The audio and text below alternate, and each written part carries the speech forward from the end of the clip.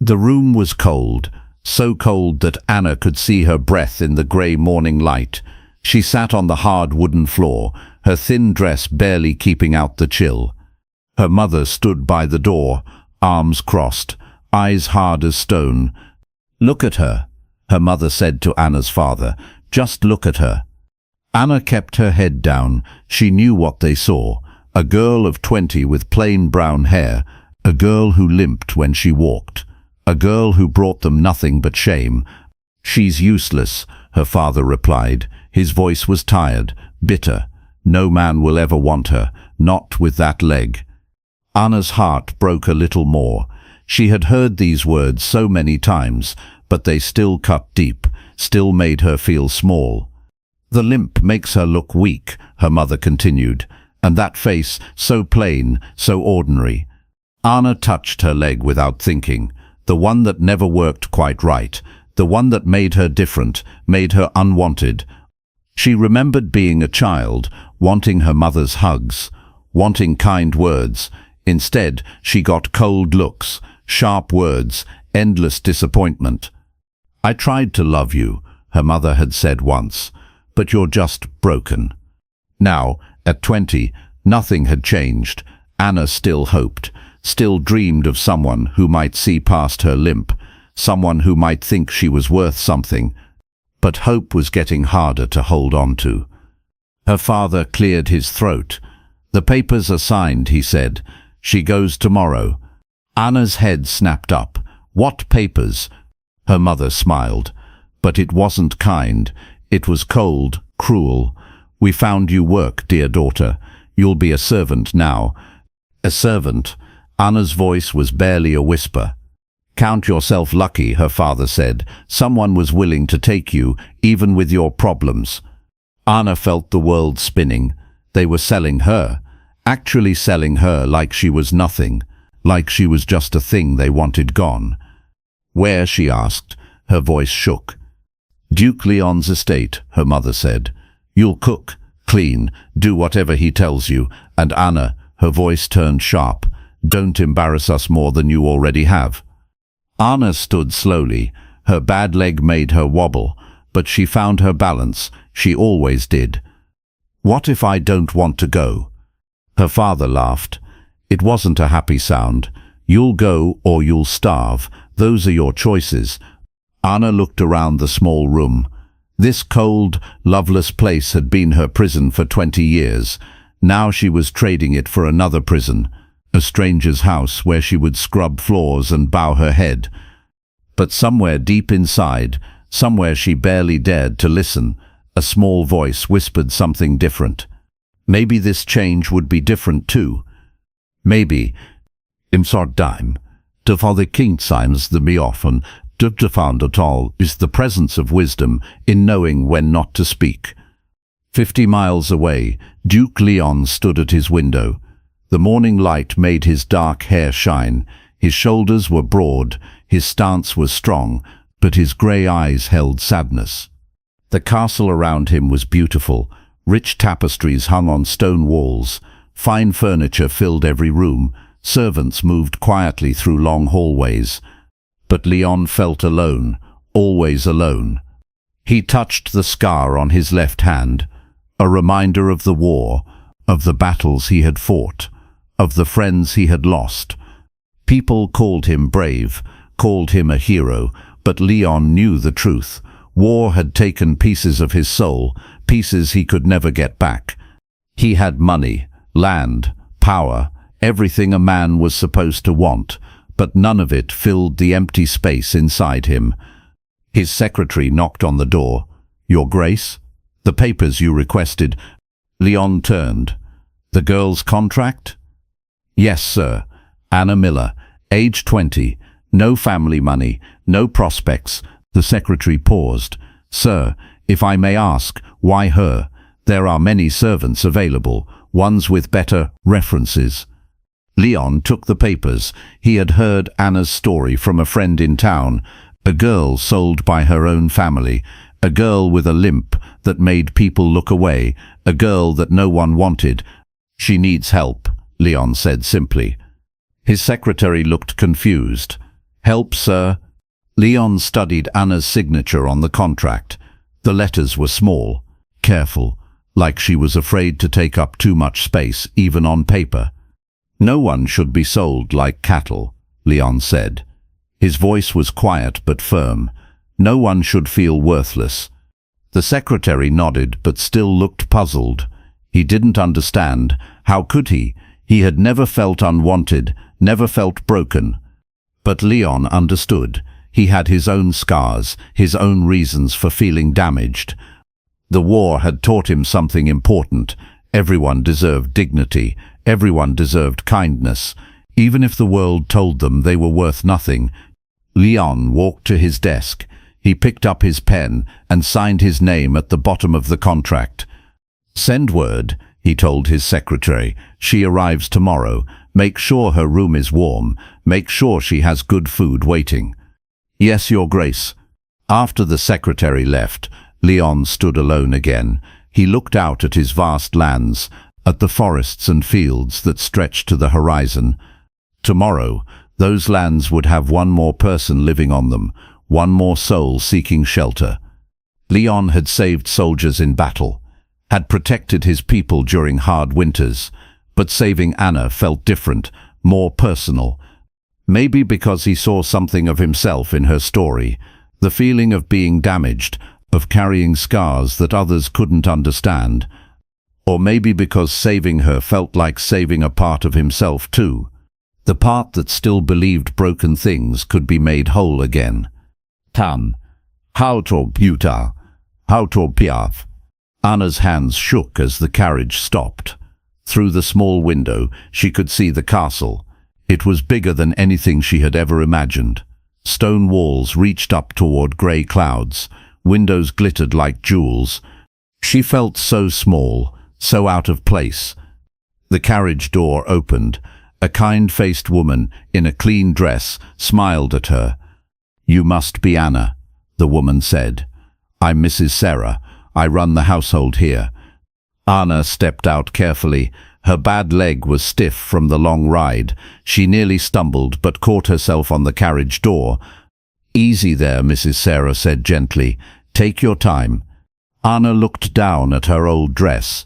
It was patched in 3 places. Her shoes had holes. Next to this grand castle, she felt like a beggar. His Grace is waiting to meet you, Mrs. Sarah said. Don't worry. He's very kind. Anna's stomach dropped. He wants to see me. Now? Yes, dear. Just to welcome you properly. Anna had expected to be sent straight to the kitchens, to start scrubbing pots immediately. She had never met a duke before. What if she said something wrong? What if her limp made him angry? Mrs. Sarah led her through massive wooden doors. Anna's eyes went wide. The entrance hall was like a cathedral. Paintings covered the walls. A grand staircase curved up toward the ceiling. Her footsteps echoed on the marble floor. Step, drag, step, drag. The sound of her limp seemed so loud in the quiet space. They stopped outside a wooden door. Mrs. Sarah knocked softly. Come in, said a voice from inside. It was deep, strong, but not harsh. The door opened. Anna saw him standing by a fireplace. Duke Leon was tall. His dark hair was neat. His clothes were fine but not flashy. But it was his eyes that surprised her. They were kind, warm, not cold like she had expected. Your Grace, Mrs. Sarah said, this is Anna. Anna dropped into the lowest curtsy she could manage. Her bad leg made her wobble, but she held it. She kept her eyes on the floor. Please, Duke Leon said, lift your head. Anna hesitated. At home, looking directly at someone important was considered rude, but his voice was gentle, not commanding. Slowly she raised her eyes to meet his. He smiled, a real smile, not the fake ones she was used to seeing.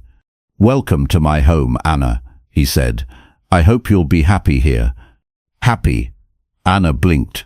No one had ever asked if she would be happy anywhere. Thank you, Your Grace, she whispered. Her voice was so quiet she wasn't sure he heard. Are you tired from your journey? He asked. Anna nodded. Mrs. Sarah will show you to your room. You can rest tonight. We'll talk about your duties tomorrow. Anna waited for the list of harsh rules, the threats about what would happen if she made mistakes. They never came. Instead, Duke Leon said something that made her heart skip. You're safe here, Anna. I want you to know that. Safe. When was the last time she had felt safe? Mrs. Sarah, Duke Leon continued, please make sure Anna has everything she needs. A warm bath, good food, clean clothes. Of course, Your Grace. Anna stood there, confused. This was nothing like what she had expected. Where were the cold orders, the harsh discipline? As Mrs. Sarah led her toward the door, Duke Leon called out one more time, Anna.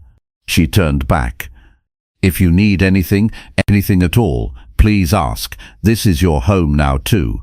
Anna felt tears starting in her eyes. She blinked them back quickly, but not before she saw something in Duke Leon's face. Understanding, like he knew what it felt like to be lost. Thank you, she whispered again. And for the first time in years, she meant it. Anna woke up in the softest bed she had ever slept in. For a moment she forgot where she was. Then she remembered the castle, Duke Leon, her new life. Sunlight streamed through clean windows. The room was small but warm. A fire crackled in the fireplace. Clean clothes waited on a chair. At home, she had slept on a thin mattress on the floor. The room had been cold, always cold. A gentle knock came at her door. Anna, it's Mrs. Sarah. May I come in? Yes, ma'am. Mrs. Sarah entered with a tray of food, fresh bread, warm milk, butter and jam. Good morning, dear. How did you sleep? Very well, thank you. Anna sat up carefully. Is this really for me? Mrs. Sarah smiled. Of course, His Grace wants to make sure you eat well. Anna took a bite of the bread. It was soft, sweet, nothing like the hard crusts she was used to. What are my duties? Anna asked. I can start right away. Finish your breakfast first, Mrs. Sarah said. Then I'll show you around. We'll start you with light tasks, helping in the kitchen, organizing books in the library. Light tasks. Anna was confused. At home, she had done all the heavy work, scrubbing floors until her knees bled, carrying water buckets that were too heavy. Her family said if she couldn't be pretty, she could at least be useful. After breakfast, Mrs. Sarah gave Anna a tour. The castle was enormous, room after room filled with beautiful things. Anna tried not to stare, but everything was so grand. In the kitchen, she met the cook, a cheerful woman named Mary. So you're Anna, Mary said.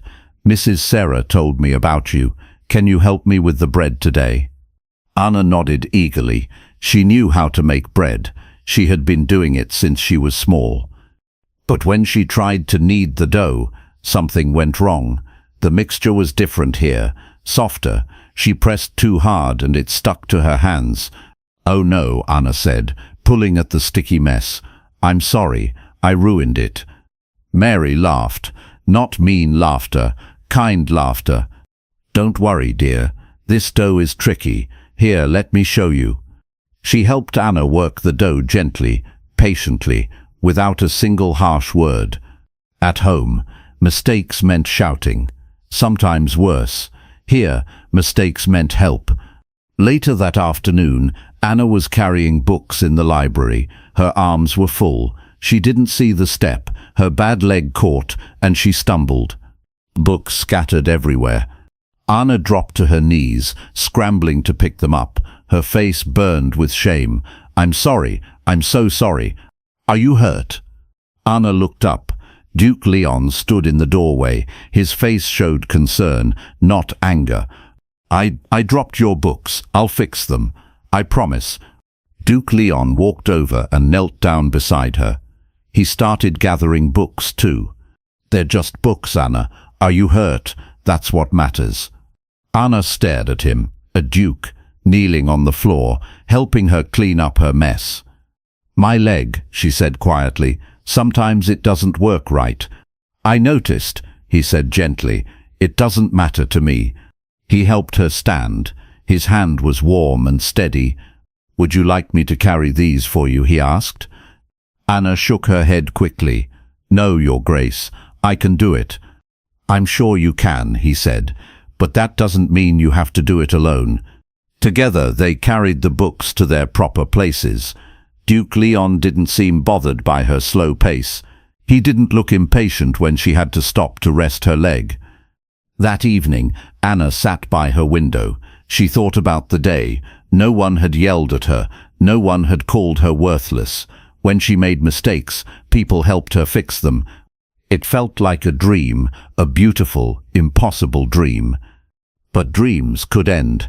Anna knew that. She had to be careful. She had to work hard. She couldn't let herself believe this kindness would last forever. Still, for tonight, she let herself feel something she hadn't felt in years. Hope. Offing by Tuptude Moping Condottils to Ping Tai, Batilmund, the powerful two win to Stlorders Weni Plosti. 3 weeks passed like days. Anna had never lived before. Each morning brought new surprises, new kindnesses she didn't expect. Mrs. Sarah taught her to arrange flowers. Mary showed her recipes for fine pastries. Even the other servants were friendly.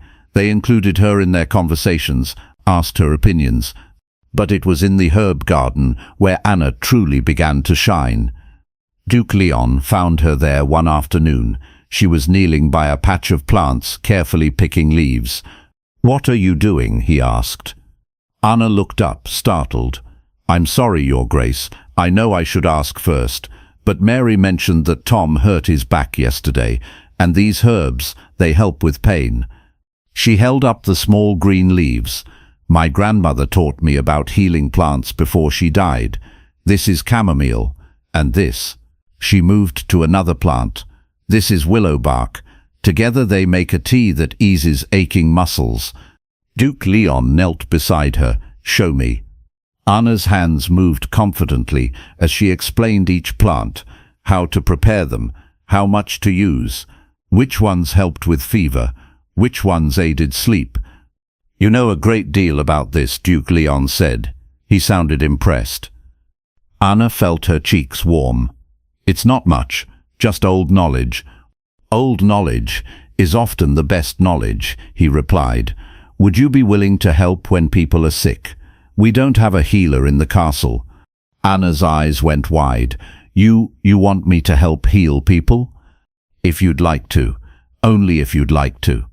Anna thought about her grandmother, the woman who had been the only person to show her love as a child. Her grandmother had said Anna had gentle hands, a caring heart, perfect for healing work. But her mother had forbidden it. "No one wants healing from a crippled girl," she had said. "They'll think you'll make them worse." Now Duke Leon was asking her to use that gift, to help people. "Yes," Anna said softly, "I would like that very much." From that day forward, Anna spent her mornings in the herb garden. She dried plants, mixed teas, created salves for cuts and bruises. Word spread quickly. The stable boy came to her with a twisted ankle. She wrapped it carefully and gave him tea for the pain. 3 days later, he was walking normally. The cook's daughter had a fever. Anna made a cool compress and bitter tea. The fever broke by morning. One of the maids suffered from headaches that kept her awake at night. Anna created a special pillow filled with lavender. The headaches stopped. Each success made Anna stand a little straighter, walk with more confidence. Her limp was still there, but it no longer felt like a burden. It was just part of how she moved through the world. People began seeking her out, not because they pitied her, because they trusted her knowledge, respected her skills. "Anna," Mrs. Sarah said one evening, "I've never seen anything like it. You have a true gift." Anna smiled. For the first time in her life, she felt useful, truly useful. Not because she could scrub floors or carry heavy things, but because she could help people feel better, make their pain go away. Duke Leon often found reasons to visit the herb garden. He would ask questions about the plants, listen carefully to her explanations. Sometimes he would just sit quietly while she worked. "You're different now," he said one afternoon. Anna looked up from the mint she was drying. "Different how?" "Confident, happy. You move like you belong here." Anna considered this. It was true. She did feel like she belonged. For the first time in her life, she had found her place in the world. "Thank you," she said, "for giving me this chance." Duke Leon smiled. "You gave yourself the chance, Anna. I just didn't get in your way." That evening, Anna looked at herself in the small mirror in her room. The face looking back was still plain. Her legs still didn't work perfectly, but something had changed. She looked content, peaceful, like she finally knew who she was supposed to be. Not the broken girl her parents saw, not the useless burden they had sold. She was Anna the healer, Anna who helped people, Anna who mattered. And that made all the difference. Tamish fortus tomand, Dothan gweg is windelikum yade portum down nastant wasaken, nakthi of siliu off your paid. Summer evening brought soft air and the scent of roses. Anna finished her work in the herb garden as the sun set. She was gathering her tools when she heard footsteps. Duke Leon approached, but his usual confident walk seemed slower tonight, heavier. "Good evening, Anna," he said, but his voice carried sadness. "Good evening, Your Grace." Anna studied his face. "Are you well? You seem tired." He managed a small smile. "You notice everything, don't you?" Anna felt bold enough to speak honestly. "You've been kind to me. I care if something troubles you." Duke Leon was quiet for a long moment. Then he gestured toward a stone bench near the garden wall. "Would you sit with me, if you're not too tired?" Anna nodded and settled beside him, leaving proper distance between them. The evening air was warm on her face. "Today marks 5 years," Duke Leon said quietly. "5 years?"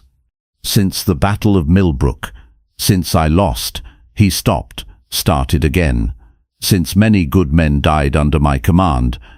Anna waited. She had learned that sometimes people needed silence to find their words. "I was young then, 25. I thought I knew everything about war, about leadership." His hands clenched into fists. "I made a decision, ordered my men to charge when we should have waited. 17 soldiers died because of my mistake." Anna's heart ached for the pain in his voice. "Among them was my closest friend, David. We grew up together, learned to ride together. He trusted me completely." Duke Leon's voice broke slightly. "He died calling my name." "I'm sorry," Anna whispered. "That must carry terrible weight." "It does, every day." He looked at her then. "People call me a hero for that battle. We won, you see, but I know the truth. I know what my pride cost." Anna thought carefully before speaking. Guilt can be useful. It teaches us, makes us more careful with other people's lives, but it can also become a prison. Duke Leon turned to study her face. "You speak like someone who knows about guilt." Anna's throat tightened. She had never told anyone this story, but something about the evening, about his honesty, made her want to share. "My baby brother died when I was 12, she said softly. "His name was Peter. He was only 2 years old, perfect and sweet and beautiful." She picked at the fabric of her dress. "I was watching him while Mother worked. He was playing near the well. I got distracted, started picking flowers. When I looked up, she couldn't finish." "Oh, Anna. If I hadn't been lame, I could have run faster, could have reached him in time." Mother never said it out loud, but I saw it in her eyes. She blamed me. I blamed myself. They sat in silence as darkness gathered around them. "Is that why your mother was so cold to you?" Duke Leon asked gently. Anna nodded. She loved Peter so much. After he died, there was no room left in her heart for me, especially not for the daughter who let him fall. "That wasn't your fault, Anna. You were just a child yourself. I know that now, in my mind, but my heart still carries the weight. Duke Leon reached over slowly, carefully. He placed his hand over hers on the bench between them. We're quite a pair, aren't we? He said softly, both carrying ghosts. Anna looked down at their joined hands. His was warm and strong. Hers looked small and pale beneath it, but he didn't seem to mind. Maybe that's why I feel so comfortable here, she said. You understand what it's like to live with regret. And you understand that some wounds never fully heal. They sat together as stars appeared overhead. Neither spoke, but Anna felt a connection deeper than words. Two people who had learned that life could be cruel, that good intentions sometimes led to terrible outcomes, that surviving meant carrying scars others couldn't see. But also two people who had chosen to keep trying, to keep caring, despite the risk of being hurt again. When Duke Leon finally stood to leave, he squeezed her hand gently. "Thank you," he said, "for listening, for understanding. Thank you for trusting me with your story." After he was gone, Anna remained on the bench. She touched the place where his hand had covered hers. Her heart was beating faster than usual. Something had changed between them tonight. Something important. She cared about Duke Leon more than a servant should care about her master, more than gratitude or respect. She was beginning to love him. The thought terrified her. Love had only brought her pain before, but as she looked up at the stars, she couldn't bring herself to regret it. Some risks were worth taking, even for someone like her. Vi nokkel drumpelde prommen de rich of a tonsen dingets be to call, or for Son and Pete, to be the heaven a wild of warrion, wanidin call, of the pace into you can call, to buy two, to bastion of resign these also nori do it be stroken call, yori finds us with the quartov and the quartov bus de poldon with nandi, you we can toes, of line to one fine, dovtumanai, dovikams and tuderai. The letter arrived on a Tuesday morning in early autumn. Anna was mixing healing teas in the kitchen when Mrs. Sarah found her. "Anna, dear, this came for you." Anna wiped her hands on her apron and took the envelope. Her name was written in her mother's sharp handwriting. Her stomach dropped. She hadn't heard from her family since arriving at the castle. She had hoped they had forgotten about her completely. With trembling fingers, she opened the letter.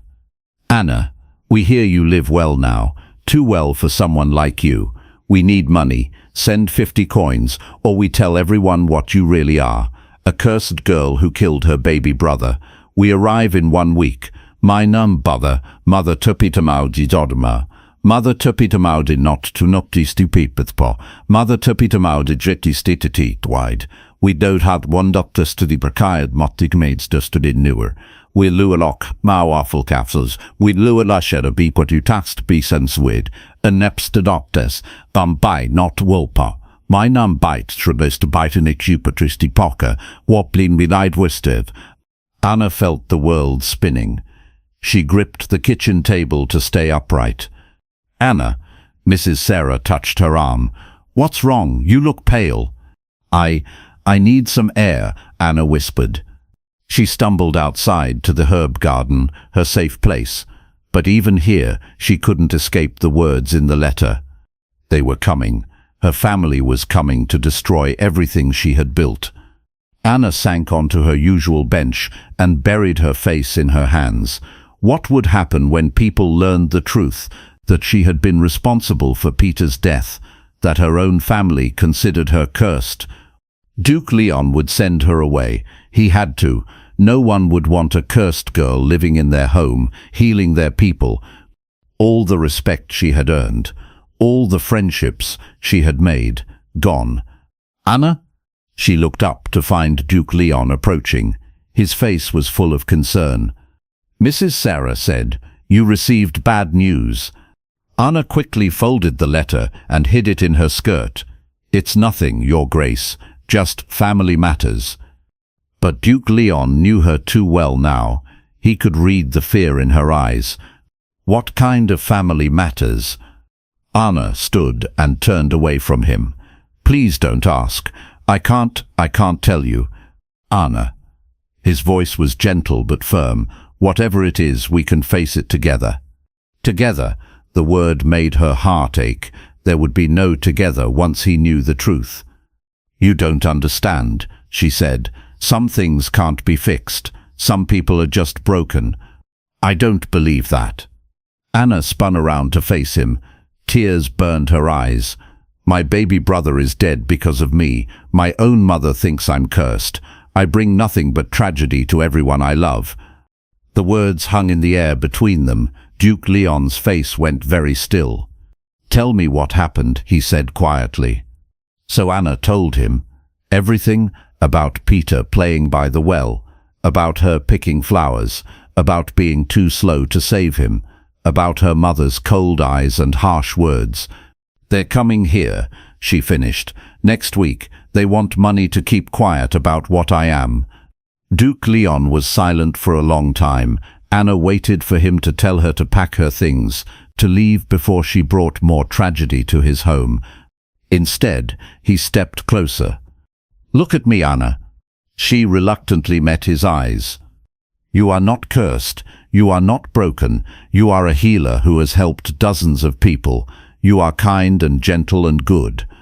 But Peter's death was a terrible accident, nothing more. You were 12 years old, Anna, a child watching another child. Anna wanted to believe him, but the guilt was so deep, so old. Your family is wrong about you, Duke Leon continued, and I won't let them hurt you again. You don't understand what they're like, what they'll say about me, about you for keeping me here. Duke Leon's jaw tightened. Let me worry about that. That evening, Anna barely touched her dinner. She paced her room like a caged animal. Every day brought her family closer. Every day brought her closer to losing everything. She had been happy here, truly happy. For the first time in her life she had felt valuable, loved. But happiness wasn't meant for people like her. She should have known it wouldn't last. Outside her window, storm clouds gathered on the horizon. Anna watched them approach and felt they matched the darkness coming toward her life. In 1 week, everything would change. She just hoped Duke Leon wouldn't hate her too much when it was over. The ice. One Coltonebi comforting tour. They arrived like vultures circling prey. Anna's mother, father, and older brother Thomas, all dressed in their finest clothes, but Anna could still see the meanness in their eyes. Duke Leon had insisted on meeting them in the main hall. Anna stood beside him, her hands shaking despite her efforts to stay calm. So this is where our Anna lives now, her mother said, looking around with obvious greed. Very nice indeed. Anna's father stepped forward and bowed slightly to Duke Leon. Your Grace, we've come to collect our daughter. Collect her? Duke Leon's voice was calm but cold. Anna is not property to be collected. Anna's brother Thomas laughed. It was an ugly sound. She's our family, our responsibility. We've decided she's been away long enough. And I'm sure it has nothing to do with the money you've demanded from her, Duke Leon said. Anna's mother's face turned red. That girl told you about our private family business?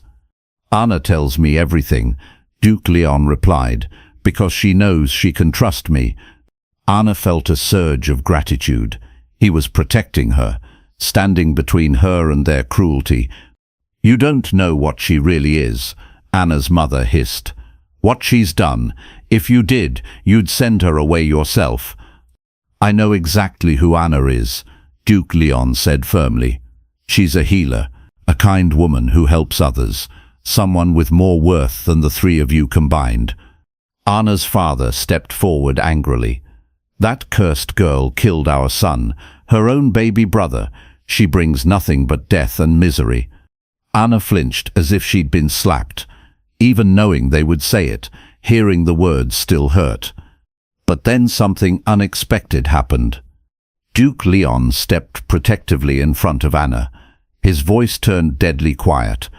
You will not speak of Anna that way in my home. Anna's family looked shocked. They weren't used to anyone defending her. Now see here, her brother started. No, Duke Leon cut him off. You see here, Anna stays because she chooses to stay. She owes you nothing, not money, not explanations, nothing. Anna's mother tried a different approach. Her voice turned sweet and fake. Anna, darling, come home with us. We miss you so much. We've learned to appreciate you better. Anna almost laughed. Appreciate her. They had sold her like cattle. But looking at their faces now, Anna realized something had changed. They looked smaller than she remembered, weaker. Their words had less power over her. She thought about the past months, the people she had healed, the friends she had made, the respect she had earned. She thought about Duke Leon's hand covering hers on the garden bench, the way he looked at her like she mattered. Anna stepped out from behind Duke Leon. Her bad leg was steady beneath her. Her voice was clear. No, she said. Her family stared at her. I said no, I'm not coming with you. This is my home now. Her mother's sweet mask dropped away. You ungrateful little... I'm not ungrateful, Anna interrupted, something she had never done before.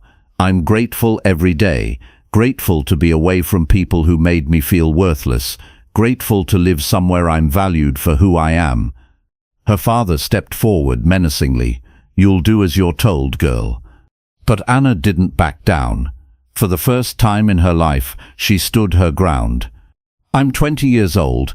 I'm not a child anymore. You have no power over me. We're your family, her brother shouted.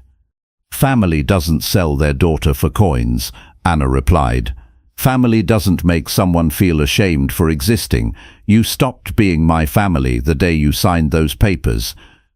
Anna's mother's face twisted with rage. Fine, stay here, but when this man gets tired of your plain face and twisted leg, don't come crawling back to us. I won't need to, Anna said with quiet dignity. I know my worth now, and it has nothing to do with my face or my leg. Duke Leon moved to stand beside Anna, not in front of her anymore, beside her, as an equal. You heard her, he said to Anna's family. She's made her choice. I suggest you leave now. Anna's father looked like he wanted to argue more, but something in Duke Leon's voice warned him not to push further. Her family left the same way they had arrived, like vultures forced away from their prey. After they were gone, Anna sank into a chair. Her legs felt weak, but her spirit felt strong. You did it, Duke Leon said softly. You stood up to them. Anna looked at him with wonder. I did. I actually did. How do you feel? Anna thought about it. Free, she said finally. For the first time in my life, I feel truly free. Duke Leon smiled. Freedom looks good on you, Anna. And for the first time in her life, Anna believed she truly was good enough. Just as she was. Caethwen Brine to be I. News of Anna's confrontation with her family spread quickly through the castle, but instead of shame or pity, Anna found herself receiving congratulations. Good for you, dear, Mrs. Sarah said, while they arranged flowers. It was time someone put those awful people in their place. Mary the cook hugged her warmly. We're so glad you stayed, Anna. This castle wouldn't be the same without you. Even the stable boys and garden workers sought her out to tell her they were proud of her courage. Anna felt lighter than she had in years. The secret shame she had carried was gone. People knew her story now, and they still accepted her, still valued her. But it was Duke Leon's reaction that mattered most. She found him that evening in his study, reading by candlelight. May I come in? She asked softly. He looked up and smiled. Always. Anna settled into the chair across from his desk. I wanted to thank you for standing with me today. You didn't need my help, Duke Leon said. You found your own strength. But it was easier knowing you were there. They sat in comfortable silence for a moment. Then Duke Leon set down his book and looked at her seriously. "Anna, I need to tell you something. The real reason I bought your contract." Anna's stomach fluttered nervously. "The real reason? I told you I wanted to help someone who was being treated unfairly. That was true, but it wasn't the whole truth." Duke Leon stood and moved to the window. 3 years ago, I was engaged to be married. Lady Catherine, beautiful, wealthy from a perfect family, everything a duke should want.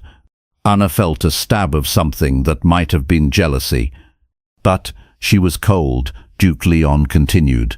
Cruel to servants. She once had a maid beaten for dropping a plate. When I saw that, I knew I couldn't marry someone without kindness in her heart.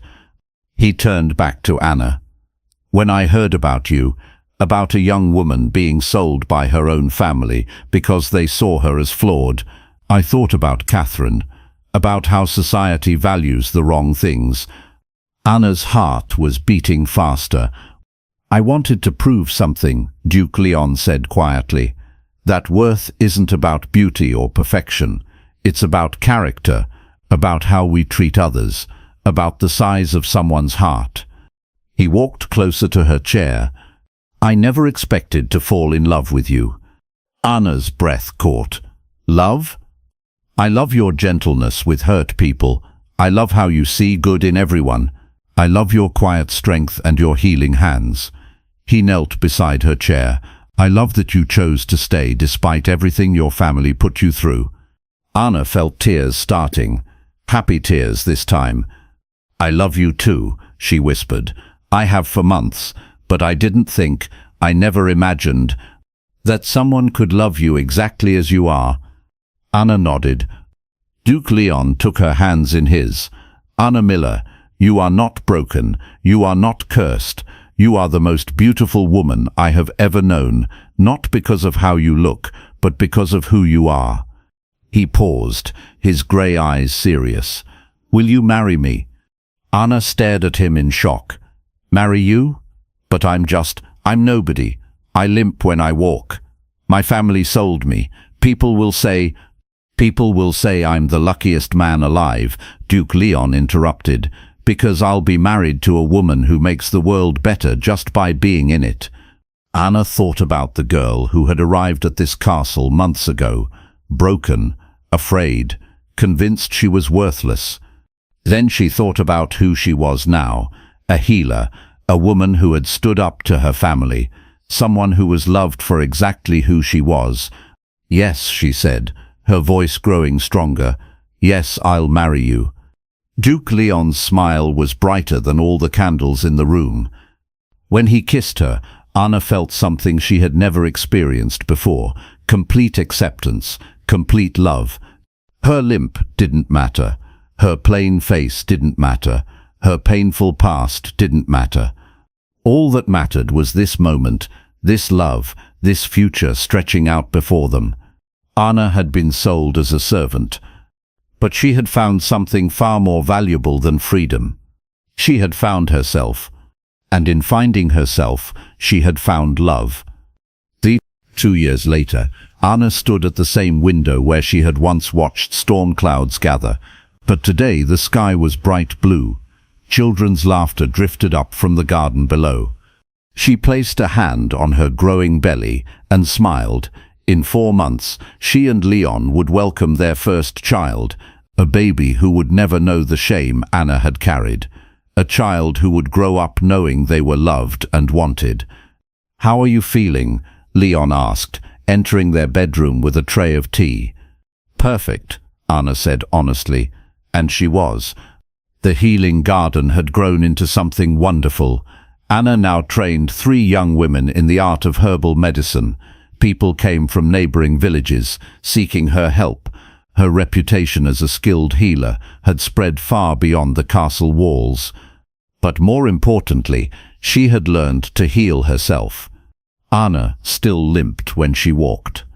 She still had plain brown hair and an ordinary face, but she carried herself differently now, with confidence, with purpose, with the knowledge that she was exactly who she was meant to be. The new students are working hard, Leon said, settling beside her. Emma has real talent with the fever remedies. Anna nodded.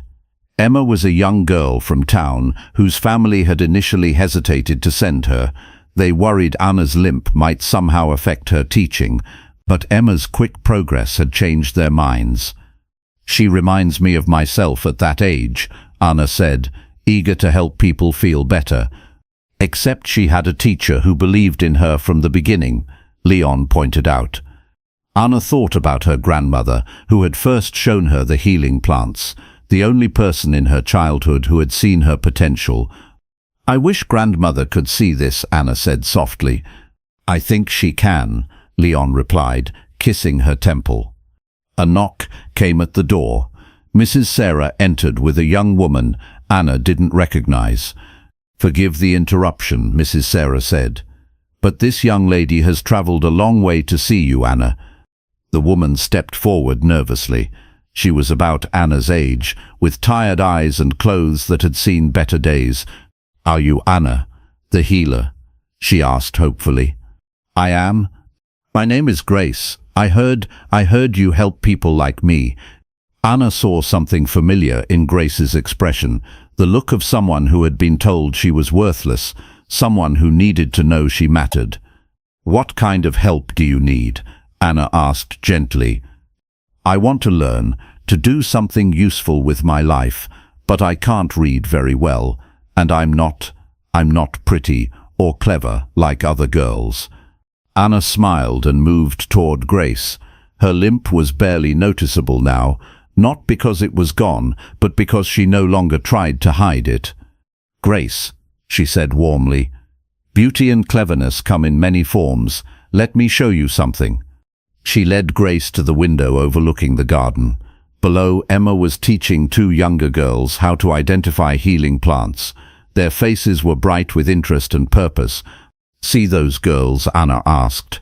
6 months ago, they all thought they had nothing special to offer the world. Now look at them. Grace watched with wonder as the students worked together, sharing knowledge and supporting each other. You really think I could learn? Grace asked quietly. I know you can, Anna said with certainty, because wanting to help people is the most important quality a healer can have. Everything else can be taught. As Anna began explaining the healing program to Grace, Leon watched from across the room, his heart swelled with pride and love. Anna had indeed been sold as a servant, but she had transformed that beginning into something beautiful. She had built a life of purpose and meaning. She had learned to see her own worth. And now she spent her days helping other women discover their worth too. That evening, Anna and Leon walked through their garden together. The herbs grew strong and healthy. The pathways were well tended. Everything showed the care and love that had been poured into this place.